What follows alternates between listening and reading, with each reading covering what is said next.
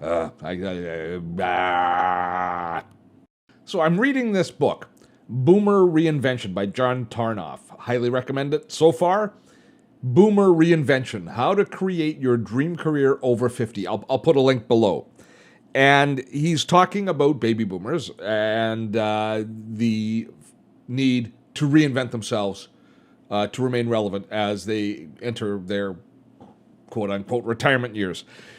And he talks about financial need. This book seems to have a primary focus on financial need, with the fact that, we have, in North America alone, 12,000 individuals retire every day. 12,000. And 15 to 20% maximum are in a financial position that they're comfortable in that retirement. So there's a real need to generate income.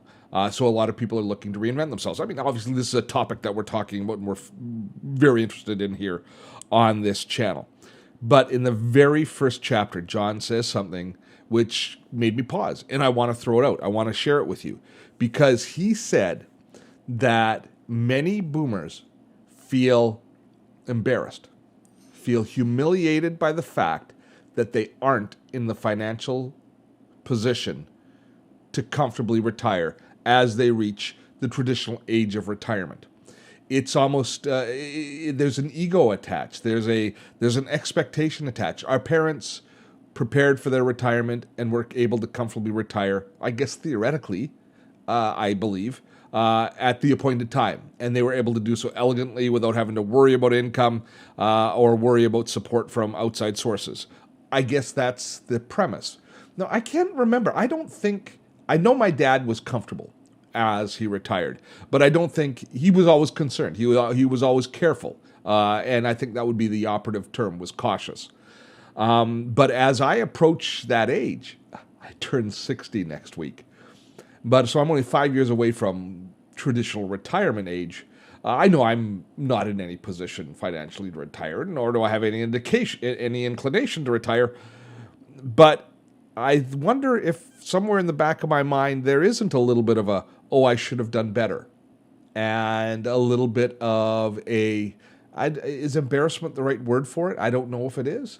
But according to John, many of our peers do experience that and feel that they have in some way failed themselves or failed their family by the fact that they aren't in a financial position to retire.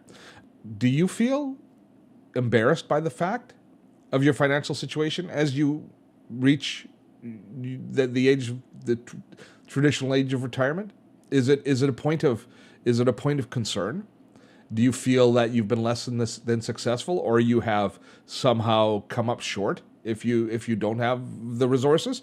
I'd be really curious to know, and I'm going to be polling some of my friends on this. I hadn't thought of that emotional toll that retirement can bring. I've always thought about it from a practical point of view, as if you can't afford to retire, well, you can't afford it, and then there's that pressure, or a lifestyle perspective. But I hadn't thought of it as from a sense of failure. The fact that you aren't in that position. And I wonder if this is an additional burden. I am really looking forward to seeing what you have to say about that. And on a completely different topic, Apple had a heck of a great show in New York this week as they rolled out their new MacBook Air, iPad, and Mac Mini computers, and they moved away from the West Coast and did this in New York, which was great. And actually, of a personal touch, one of the people rolling out the products for Apple is their director of their worldwide partnerships, and that was Sean Pruden. Now, Sean is an old buddy of mine who actually started in the industry here in Vancouver at the same time as me. She was a systems engineer at Apple, and then she moved down to Cupertino and has steadily risen through the ranks to the point that she's now on stage with Tim Cook presenting Apple's newest and most exciting announcements this year. So that was really cool from a personal perspective to see. But what did you think of the rollout? Now, I'm kind of a Mac fanboy from way back. I'm really not a fanboy anymore. I criticize Apple as much as I'm a fan. But looking at their new lineup, I thought, well, the Mac Mini seems interesting, but it's a non-starter for me. It holds virtually no interest. It might for you. I'd love to hear if it does. The MacBook Air does hold interest, a lot of interest to me. I think that they've done a heck of a good job on it. It looks like it's a powerful system. I'd like to see the fact that it still has some ports in it that we can use for other things. And it's a compelling computer. I've got an older MacBook Pro, which is a 15-inch, and it's still serviceable for me. I have no intention of changing that. But the one that really interests me is that iPad. The new iPad Pro, especially the 12-inch, 12.9-inch one. It's a massive screen. And when you think of a 12.9-inch tablet, you think, if you take away the bezel, that screen is going to appear huge. I'm really looking forward to holding it in my hand. It's thin. I know that it's going to have a lot of curb appeal when you first touch it.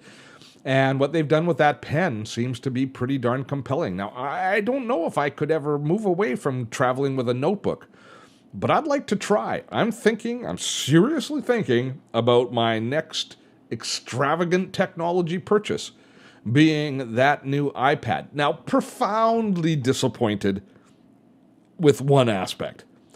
They switched to USB-C. Okay. After making us go through all of this, they switched to USB-C on the connector on the iPad Pro, which I think is actually a pretty good idea. But they don't allow us to use it for any storage. Just if it's a desktop replacement, if it's a notebook replacement computer, we need lots of storage if we're going to be editing video files and we're going to be dealing with massive files. Now, I know we can get a 0.5 gigabyte or even a 1 terabyte version, which gets pretty darned expensive, by the way, but still, that's not enough. We have to find a way to be able to get large files on and off of a system like that. And you've got the USB-C port right there. Why the heck don't you enable it for storage, Apple? Why not? And then taking away the headphone jack. I'm not the guy that whines much about the headphone jack, but some people prefer to have wired headphones plugged in for the quality of sound. And it seems to me to be a huge issue not to have that. Plus, they've kind of gone cheap by not giving us the dongles to plug the USB-C in to change over to have other peripherals connected. But that's being nitpicky. That is one gorgeous piece of technology. You could tell from looking at it. I don't know what it'll be like to work on. I don't know what it would do to our productivity, workflow, etc. But I'm willing to try it out. And I'm wondering about you. Which of those computers compels you? Is the iPad Pro, do you think that that's the direction that you're willing to go? It is one that I am willing to try. I'm not too sure how soon I will, and I probably won't talk about it too much on this channel. It's more for the main channel, to be perfectly fair. But it is a compelling piece of technology that they've released. So it's good. It's breathed fresh life into the Apple brand. I think they were getting a little bit stagnant these days, especially in the computer area. I mean, even them selling Mac Minis still and the old MacBook Airs was almost an insult to people. How they've treated their core community of creators, with as far as their desktop processors or notebook processors, they haven't really been great to us. And the trash can is still being the Mac Pro, until we get a modular Mac Pro. That's just been, I think they've shown us that they haven't given up on the Mac OS marketplace. And that's good news. That's good news. But the iPad Pro, we got to try that out. So that's it. I just wanted to share those thoughts with you. And by the way, before we wrap things up, I just need to say how much I appreciate the interaction that's been happening on this channel since we split it off from the main channel. The comments and suggestions, the dialogue that's happening in the chat has been, or in the YouTube comments, has been uplifting to me. And I appreciate so much how much feedback you're giving me.